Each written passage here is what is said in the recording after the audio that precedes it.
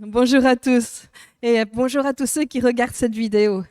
Alors aujourd'hui, nous allons aborder un sujet que peut-être certains préféraient occulter, mais qui est une réalité spirituelle. Et donc nous allons prendre le passage dans Marc 4, versets 35 à 41, dans la version Summer. Ce jour-là, quand le soir fut venu, Jésus dit à ses disciples, « Passons de l'autre côté du lac. » Ils laissèrent la foule et emmenèrent Jésus sur le lac, dans la barque où il se trouvait. Oui, parce que Jésus, il avait dû parler à la foule depuis une barque, tellement il y avait de gens. Or, voilà qu'un vent très violent se mit à souffler. Les vagues se jetaient contre la barque qui se remplissait d'eau. Lui, donc Jésus, à l'arrière, dormait la tête sur un coussin. Les disciples le réveillèrent et lui crièrent, « Maître, nous sommes perdus et tu ne t'en soucies pas. » Il se réveilla, parla sévèrement au vent et ordonna au lac, « Silence, tais-toi. » Le vent tomba et il se fit un grand calme. Puis il dit à ses disciples, « Pourquoi avez-vous si peur? Vous ne croyez pas encore ?» Mais eux furent saisis d'une grande crainte. Ils se disaient les uns aux autres, « Qui est donc cet homme pour que même le vent et le lac lui obéissent ?» Alors, en lisant ce texte, beaucoup croient avoir compris le pourquoi de cette tempête. Mais est-il possible ici que l'on passe à côté de quelque chose que Jésus voulait nous dire? Quand on lit ce chapitre, on peut penser que l'histoire se finit là et du coup qu'ensuite on entame un nouveau chapitre avec une autre histoire. Mais mes amis, il y a eu un petit découpage des chapitres dans la Bible qui en fait est arbitraire et qui en fait ne correspond pas. Mais regardons alors la suite de l'histoire. Et la suite de l'histoire, c'est celle-ci, donc c'est Marc 5 du coup, et dans la Louis II 21, et on va commencer au verset 1. Ils arrivèrent sur l'autre rive du lac, dans le pays des Gadaréniens. Dès que Jésus fut hors de la barque, un homme vint à sa rencontre. Il sortait des tombeaux, il était animé par un esprit impur. Et on va prendre au verset 6 maintenant dans la version Summer. D'aussi loin qu'il vit Jésus, il accourut, se prosterna devant lui et lui cria de toutes ses forces, « Que me veux-tu, Jésus, fils du Dieu très haut?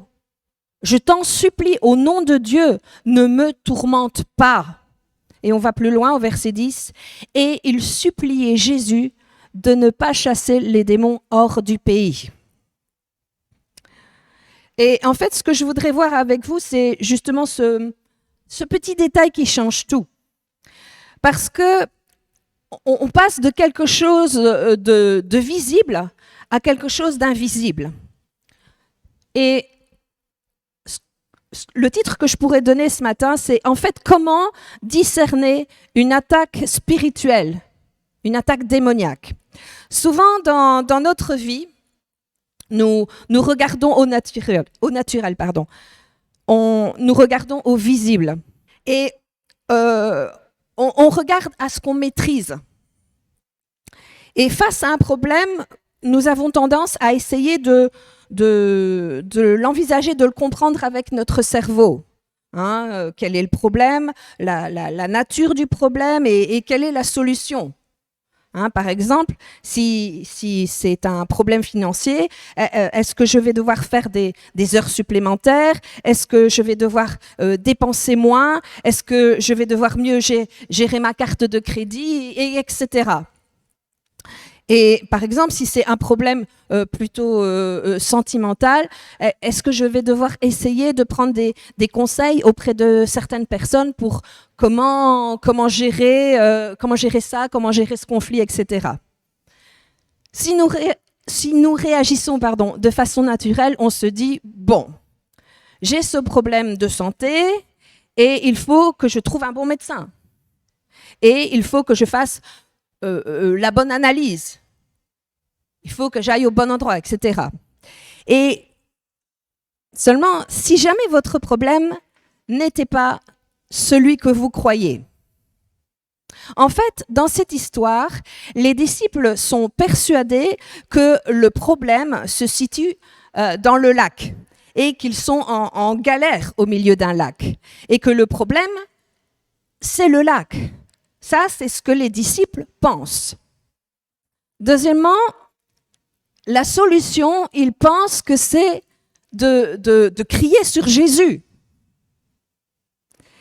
Ici, la solution des disciples, c'est d'aller et de crier sur Jésus. Troisièmement, puisque le lieu, c'était le lac, et que la solution, c'était de crier sur Jésus, la leçon qu'ils retenaient de tout ça, de cette situation, c'est « Oh là là, on a manqué de foi, on aurait mieux fait de lui faire confiance. » Ça, c'est ce qu'on a tous pensé aussi quand on a lu ce texte. Maintenant, nous allons voir ça d'un autre point de vue, d'un autre angle. Parce qu'en fait, les personnes qui ont retranscrit les textes, les scribes, et ici notamment celui de Marc, ils ont subdivisé les textes et ils ont créé des chapitres. Et croyez-moi que les tout premiers écrits originaux, le premier texte en grec ou en araméen, il n'y avait pas de chapitre. C'est quelque chose que les hommes ont inventé. Donc, ils ont coupé l'histoire de Marc parce qu'ils se sont dit, l'histoire de Marc, là, ça nous parle d'une barque et qu'il y a une tempête et que Jésus dort. Alors qu'après, c'est une histoire de démons. Donc, on coupe là, ça n'a rien à voir. Mais si, ça a tout à voir. Mais si, le détail qui change tout. Numéro 1, le lieu du combat. C'est pas le lac. Ce n'est pas la galère dans laquelle ils sont actuellement qui est le vrai problème. C'est pas ça le lieu du combat. Ce jour-là d'ailleurs, Jésus ne leur avait pas dit d'aller dans le lac. Jésus leur avait dit votre mission est d'aller de l'autre côté du lac. Mes amis, ce n'est pas là où tu es le combat, mais c'est pour là où tu vas. Le vrai combat, c'est là où tu vas. Et tu vas où? Eh bien, Jésus avait prévu d'aller au pays des Gadaréniens. C'est la Décapole. Et la Décapole, donc la rive en face, c'est un endroit où ils mangent du cochon déjà. Hein. Et d'ailleurs, vous allez voir qu'il y a quelques cochons sur la rive. Et vous allez comprendre tout ça après. Parce qu'il va y avoir un suicide collectif de cochons juste après. Hein, les pauvres cochons, ils ont morflé. Mais on va prendre Marc 5, verset 1. Dans la Louis II 21. Lorsque les disciples arrivèrent sur l'autre rive, dans le pays des Gadaréniens, dès que Jésus fut hors de la barque, aussitôt, un homme qui était sous l'emprise d'un esprit mauvais vint à la rencontre de Jésus. Et au verset 6, dans la version Semeur, d'aussi loin qu'il vit Jésus, il accourut, se prosterna devant lui et lui cria de toutes ses forces, « Que me veux-tu, fils du Dieu très-haut » Voyez un peu, les démons, ils reconnaissent Jésus et ils ont super peur. Et il dit, « Je t'en supplie, au nom de Dieu, ne me tourmente pas. » Et on voit au verset 10 dans la Louis II 21, « Et il suppliait Jésus de ne pas chasser les démons hors du pays. » En fait, le lieu du combat, c'est dans cet endroit-là.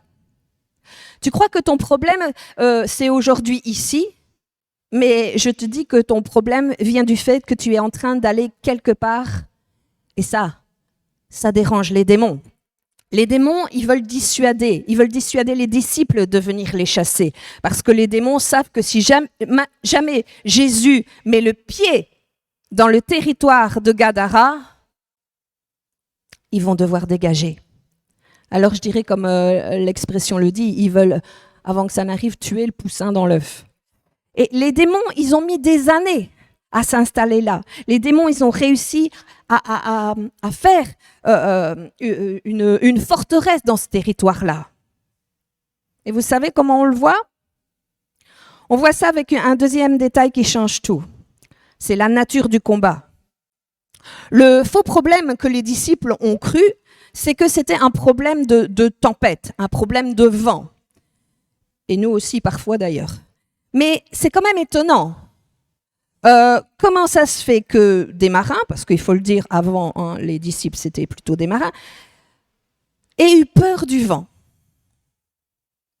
Comment des professionnels qui ont passé une bonne partie de leur vie sur le lac de Galilée aient peur du vent? C'est quand même pas la première tempête qu'ils voient. Pourquoi cette tempête-là a fait quelque chose de si extraordinaire que des professionnels de la mer en ont eu si peur? Eh bien, je vais vous le dire. Parce que cette tempête n'était pas naturelle.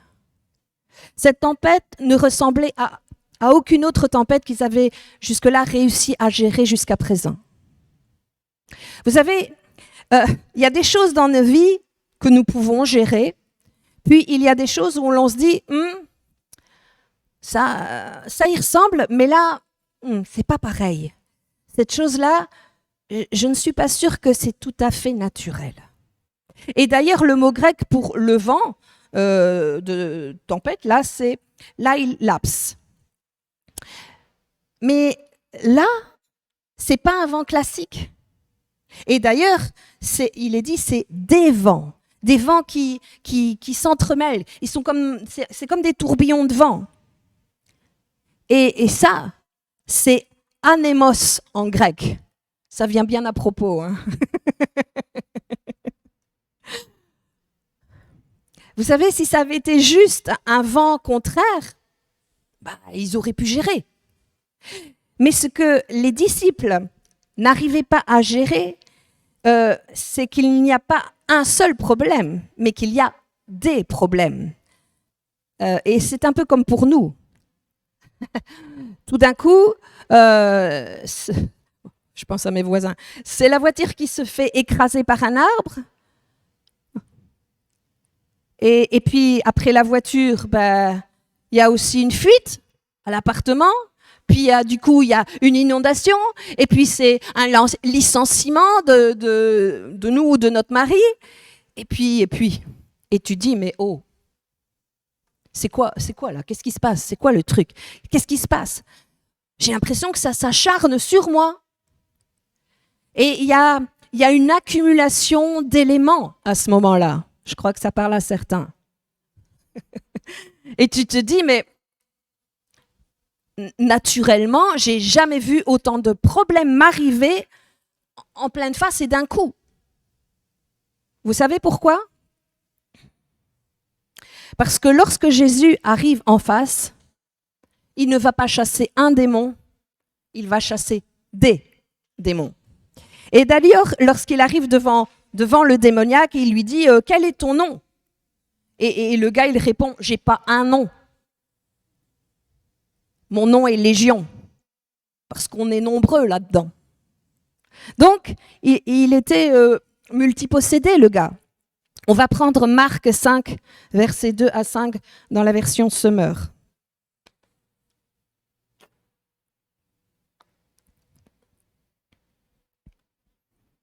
Aussitôt, sortant des tombeaux, un homme qui était sous l'emprise d'un esprit mauvais vint à la rencontre de Jésus. Il habitait dans les tombeaux et même avec une chaîne, personne ne pouvait plus le tenir attaché. Car on l'avait souvent enchaîné et on lui avait mis des fers aux pieds.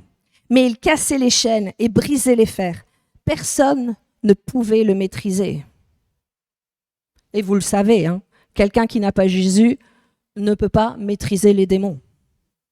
Aujourd'hui, on essaye parfois de les neutraliser et je ne suis pas en train de dire que toutes les personnes qui sont en hôpital psychiatrique sont possédées, mais hélas, beaucoup le sont.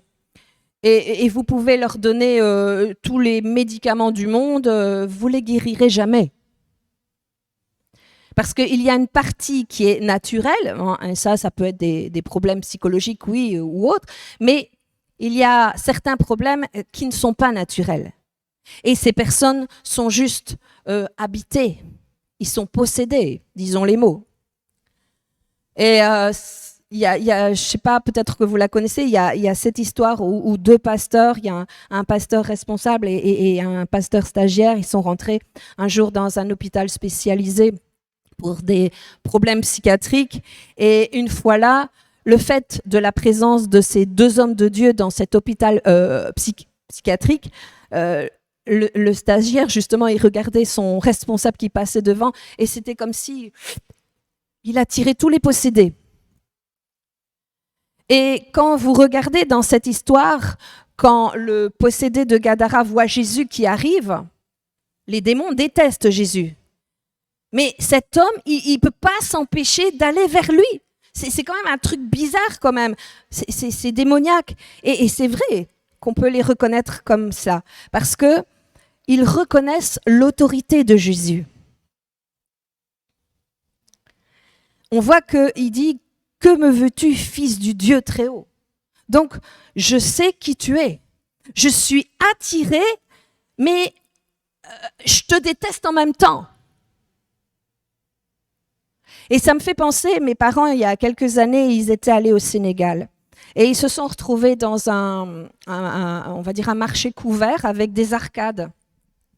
Et il faisait très chaud. Et forcément, les gens se mettaient dans les parties arcades pour ceux qui n'avaient pas d'habitation. Donc, tous les miséreux, on va dire, étaient là à l'abri pour avoir un peu d'ombre.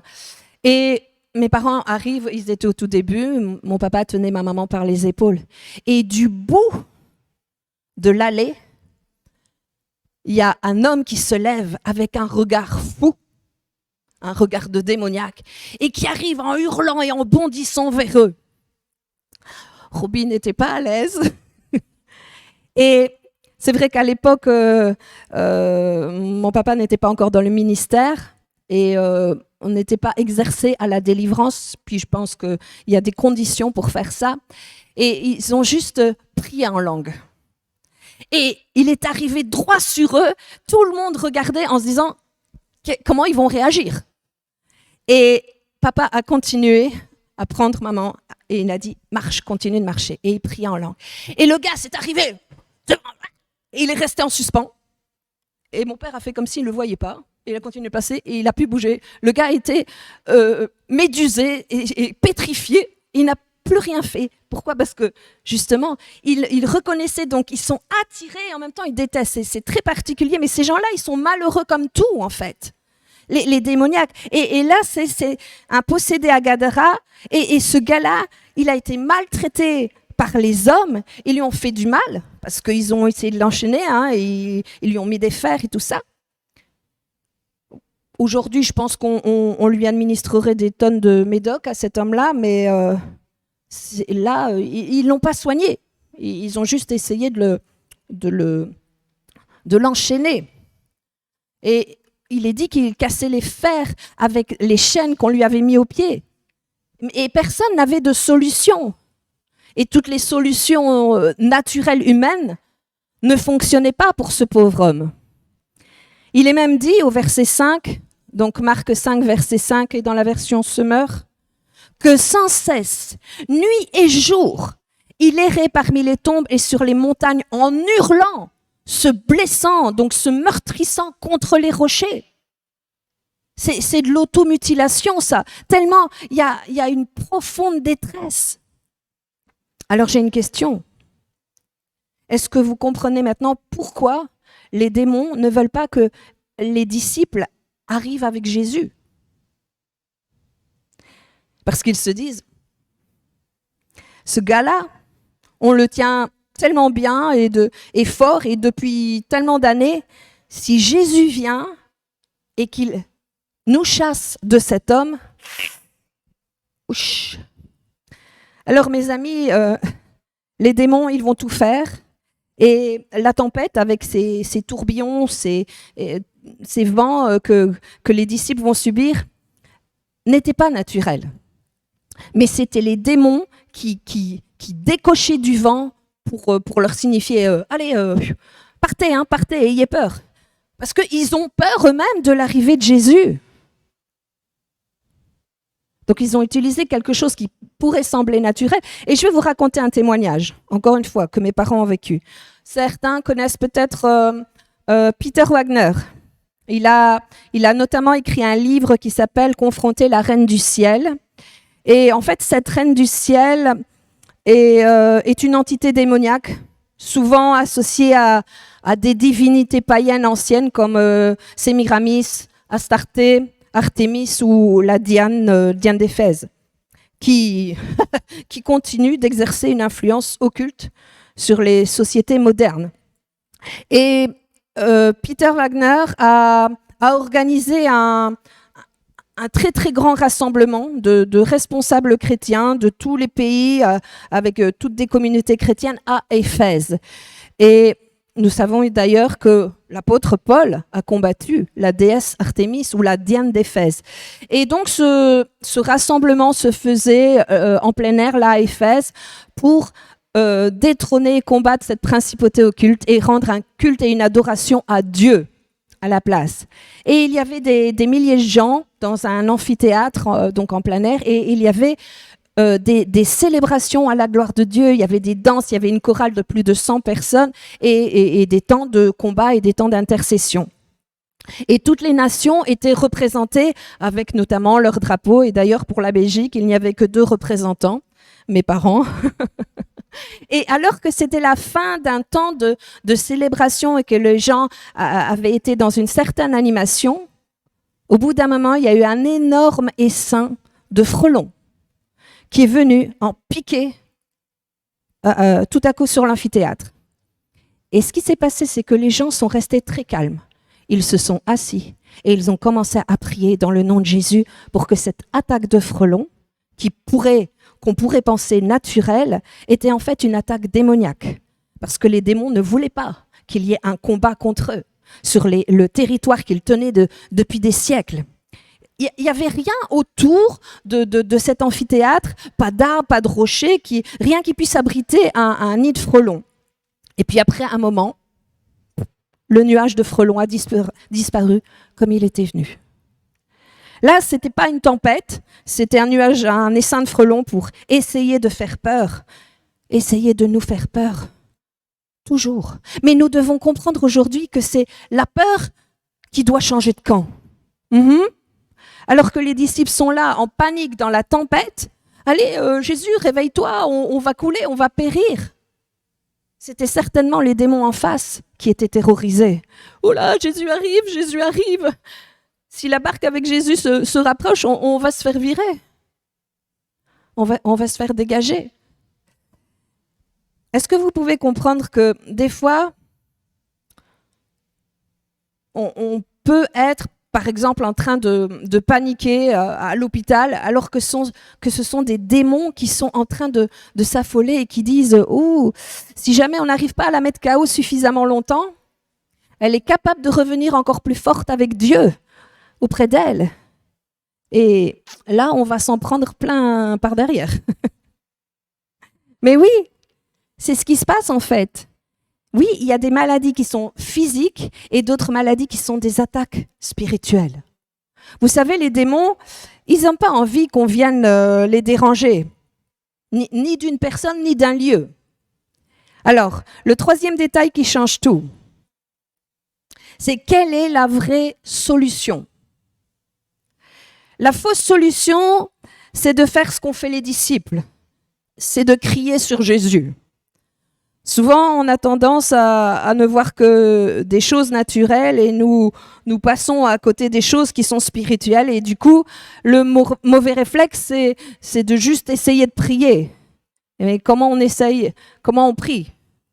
Est-ce qu'on dit « Jésus, je t'en supplie, on coule. Jésus, je vais me noyer. Jésus, je ne comprends pas ce qui m'arrive, ma santé, ça ne va pas du tout.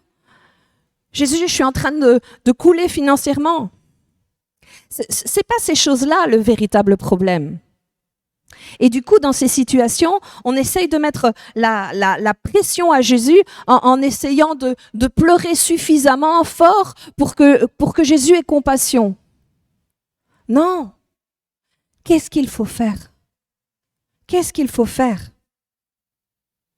Eh bien, à ce moment-là, la solution, c'est pas de crier sur Jésus, mais c'est de crier sur les démons.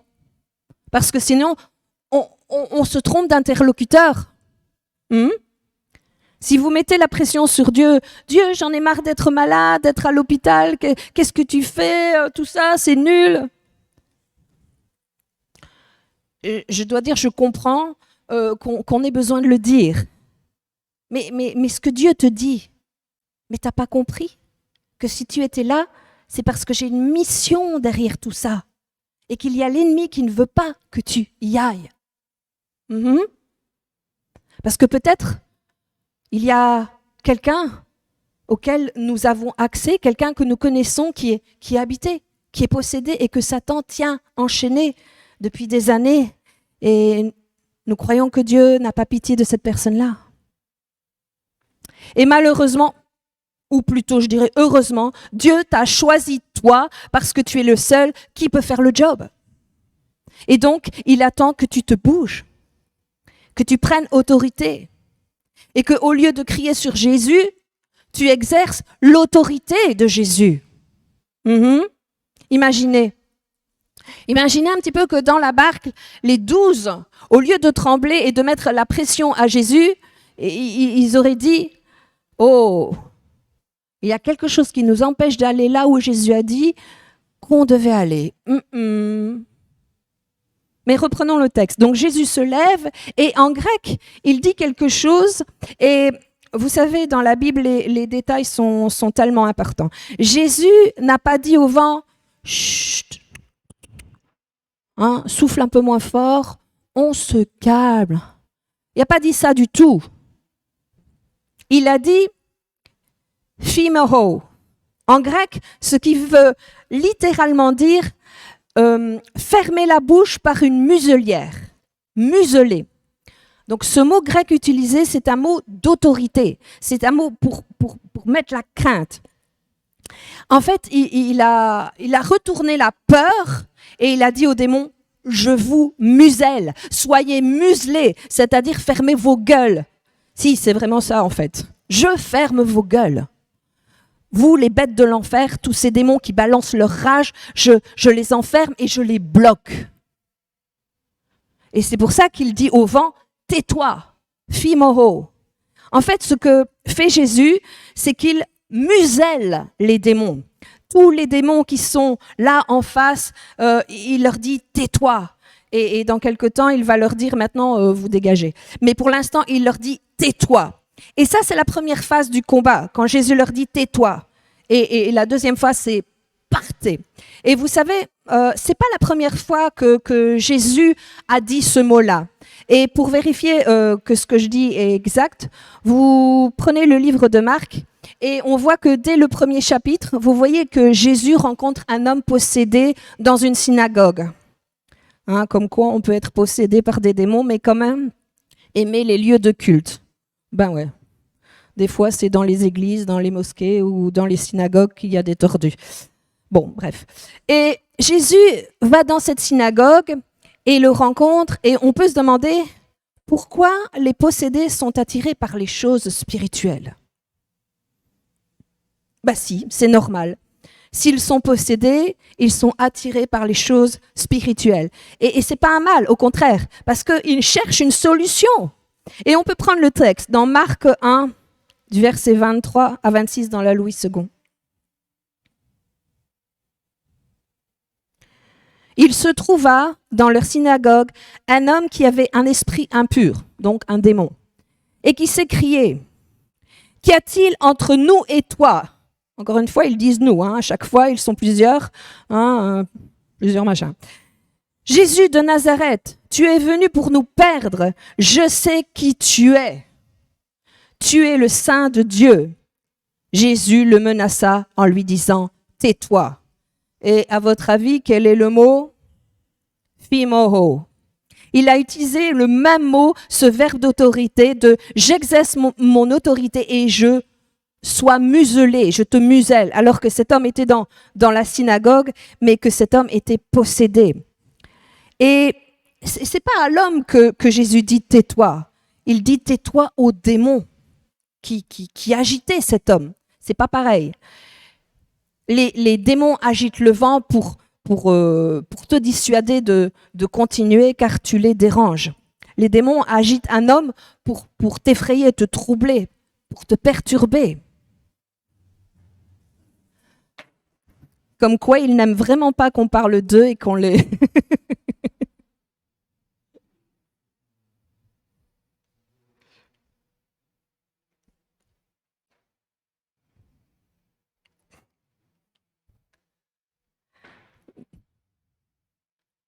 Ah non, les démons agitent les bannières aussi pour me troubler, pour perturber. Et la solution, c'est quoi alors?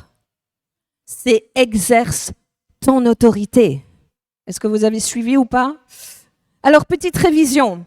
Première chose, lorsque tu penses que le lieu qui pose problème, c'est là où je suis, non, c'est là où tu vas.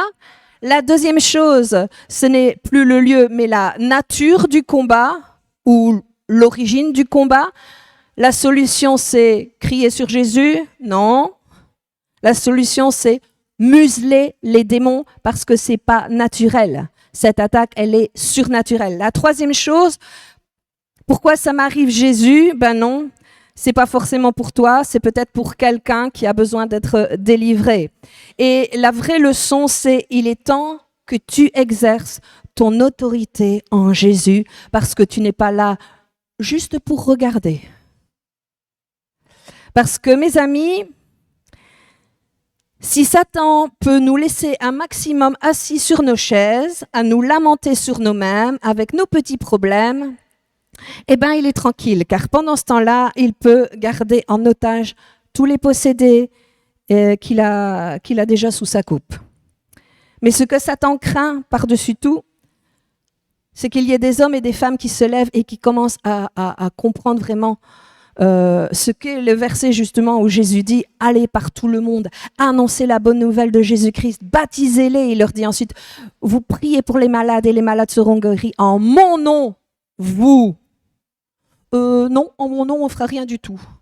Parce que là, c'est des démons et je n'ai pas envie d'y toucher. Oui, mais si on pense comme ça, ces personnes qui sont possédées resteront prisonnières toute leur vie. Et ce n'est pas avec des médicaments qu'on va les sauver. Il va falloir qu'il y ait aussi des hommes et des femmes qui sachent discerner les combats qui sont spirituels, des combats qui sont naturels. Le souci, c'est que on a tendance à glisser d'un côté à l'autre. On a tendance parfois à avoir trop du rationnel et d'autres qui voient trop du spirituel. Mais mes amis, s'il vous plaît, soyez remplis du Saint-Esprit. Oh Seigneur, nous avons besoin de ton Saint-Esprit. On en a tellement besoin pour discerner. Et un petit peu pour finir ce message, je vais vous raconter ce témoignage incroyable. Alors peut-être que certains connaissent, c'est le pasteur Lester Sumrall, donc qui a fait beaucoup de missions et notamment il s'est trouvé dans la jungle équatoriale en Amérique du Sud. Et alors qu'il était dans cette jungle équatoriale où on se plaint ici, on a chaud, mais là, il fait moite, il fait une chaleur humide, il fait lourd, c'est extrêmement pesant. Et il arrive dans un village plutôt isolé et il commence à prêcher Jésus. Et il commence à vivre au milieu de cette jungle équatoriale. Et là, ils vivent un petit réveil. Les gens commencent à donner leur vie à Jésus, ils répondent à l'appel. Et ce missionnaire, Lester Sumrall, raconte qu'à un moment, et c'est ce que Satan fait lorsqu'il voit qu'il perd du terrain et que ça l'insupporte. Donc, pendant qu'il parle, il y a un sorcier local qui vient au milieu de la foule il fait du bruit, il fait un vacarme incroyable. Alors, vous savez que Satan aime bien faire le show Et c'est pour ça qu'il a fait le show dans la barque avec les disciples, avec son vent, parce que Satan, il n'a pas tant de pouvoir que ça. Il a le pouvoir de faire peur, mais il n'a pas le pouvoir d'aller plus loin, parce que c'est Dieu qui a toute autorité. Amen. Bon, je continue l'histoire. Et donc, le pasteur Lester raconte qu'à ce moment-là, le sorcier, il est venu et il a pris un crapaud, il a tué le crapaud devant tout le monde en faisant gicler le sang pour impressionner et pour effrayer les gens. Et du coup, ce qui s'est passé, c'est que tout le monde a regardé cette scène, tout le monde a regardé le crapaud, tout le monde a regardé le sorcier, ce qui a fait que plus personne n'écoutait le prédicateur. Et ça a un petit peu énervé le pasteur Lester, et il a dit, à ce moment-là, j'ai compris qu'il y avait un match entre le ciel et l'enfer. Un combat entre deux personnes représentant de deux royaumes différents. Et à ce moment-là, le pasteur Lester dit, j'ai commencé à prier, à invoquer le nom de Jésus en disant, au nom de Jésus, démon, tu pars maintenant. Et à ce moment-là, le sorcier a fait ce qu'on pourrait appeler une grosse syncope. Bon, c'est-à-dire qu'il est tombé par terre. Et tout le monde a vu à ce moment-là que Jésus avait gagné le match. Puisqu'on est un peu en période de Coupe du Monde, je pourrais dire Jésus 1, Satan 0. Mais Satan n'a pas dit son dernier mot. Et mes amis, lorsque vous vous attaquez aux puissances de l'enfer, vous avez intérêt d'être sûr d'être bien avec Jésus. Sinon, vous risquez de finir un peu comme les fils de Shiva, et là, ça s'est mal passé à la fin. Mais donc, le pasteur Lester est un homme de Dieu qui travaille avec Jésus et sous l'autorité de Jésus avec le Saint-Esprit. Et le soir de cette journée, où il avait chassé le démon du sorcier qui était tombé, alors qu'il était dans sa chambre, vous voyez ce genre de lit métallique qui grince, il faisait très chaud parce que l'air est moite. Et il avait laissé la fenêtre ouverte et il y avait juste le voile des rideaux devant qui était fermé. Et tout d'un coup, dans le milieu de la nuit, alors qu'il n'arrivait pas à dormir, il a senti comme une oppression. Et du coup, il voit les rideaux qui s'écartent, qui s'ouvrent, et il ressent un souffle, il ressent un vent, mais un vent tellement glacial qui rentre dans la pièce. Et avec le vent, justement, une des caractéristiques qui peut être démoniaque d'ailleurs, c'est une odeur terrible, nauséabonde, une odeur de putréfaction. Et donc, avec ce vent glacial, une odeur démoniaque rentre dans cette chambre. Et à ce moment-là, le pasteur Lester dit, je reste tranquille sur mon lit, le démon vient et le démon essaye tellement de l'effrayer que Lester, sans son lit, se soulevait. Oui, parce que les démons ont une certaine force. Et là, tout d'un coup, le lit fait tac, tac, tac, tac, tac, tac, tac, tac, tac, tac, tac, tac. Et il bouge de 2-3 mètres dans la chambre. Et au bout d'un moment, le pasteur Lester, qui était resté calme, jusqu'à là, lui dit, « T'as fini ton cirque maintenant ? Tu sors. Tu sors dans le nom de Jésus. » Et du coup, Lester voit le voile de nouveau qui s'écarte et le démon repart par la fenêtre. Et l'odeur disparaît. Et alors que la température était devenue super froide, quand le démon était entré, là, la température redevient normale. Et là, moi, je me dis, yes, Jésus 2, Satan 0. Ben non, pas tout à fait. Parce que le lit, il est décalé là. Il y a quand même des séquelles, vous voyez ? Et c'est là où l'histoire, où on se dit, mais franchement, monsieur Lester, il est chaud quand même. Hein. Parce que le pasteur Lester dit, à ce moment-là, ce que j'ai fait, quand je me suis rendu compte qu'il avait déplacé mon lit sans mon ordre, j'ai dit, hop, hop, hop, hop, hop. Tu reviens, tu remets la chambre en ordre là. Et il dit, à ce moment-là, il revoit le voile s'écarter à nouveau, son lit se soulève et tac, tac, tac, tac, tac, tac, et il se réinstalle.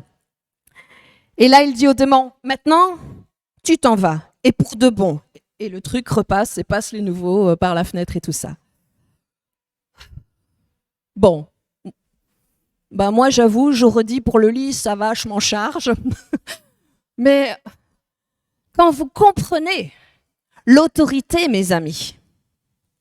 Cet homme, Lester Sumrall, a écrit pas mal de livres sur l'autorité du nom de Jésus face aux démons, avec beaucoup de ses expériences. Vous pouvez trouver ces livres, c'est édifiant. Mais mes amis, je veux vous encourager à ne plus avoir peur. Parce que lorsque vous comprenez ce que Jésus a dit, vous recevrez sur vous une puissance et vous ferez des œuvres plus grandes. Vous n'avez pas peur de marcher sur les serpents et les scorpions. Mais nous, on a peur de tout. On est des chrétiens sous-doués.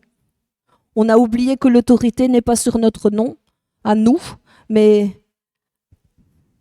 c'est que sur celui qui a décidé de suivre Jésus, qui a décidé de confier sa vie à Jésus, qui a pris son engagement et qui a écrit et qui a dit je me mouille pour toi, Jésus. Je suis une nouvelle créature.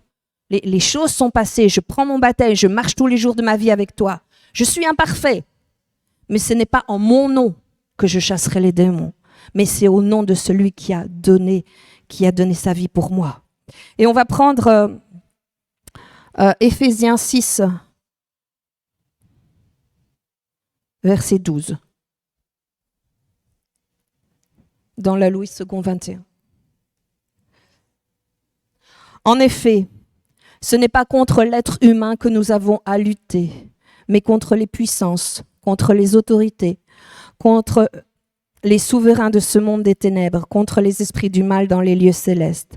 C'est pourquoi, prenez toutes les armes de Dieu afin de pouvoir résister dans le jour mauvais et tenir ferme après avoir tout surmonté. Tenez donc ferme. Et je rajouterai, et soyez remplis de l'Esprit de Dieu. Soyez remplis de l'Esprit de Dieu. Amen. Voilà, c'est ici que je vais terminer. Je pense que Dieu ne veut pas que nous restions assis. Il veut nous faire travailler pour libérer, pour nous libérer et pour libérer les captifs. Amen.